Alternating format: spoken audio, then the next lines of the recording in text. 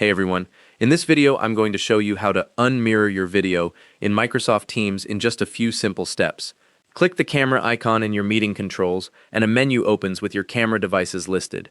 HD user facing, OBS virtual camera, and at the bottom you'll see more video settings.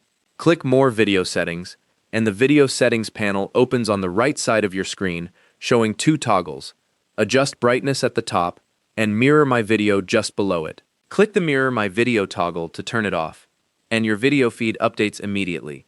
Any text or writing you hold up to the camera now appears the right way around to you on screen. Mirroring only affects what you see on your own screen, not how other people in the meeting see you. They always see you correctly. If you want mirroring turned back on later, just go back into More Video Settings and toggle it on again. You can also adjust brightness from the same panel if your lighting changes during a call. The mirror setting stays how you leave it across meetings, so you only need to change it once. And that's how to unmirror your video in Microsoft Teams. Thanks for watching, hope this helped.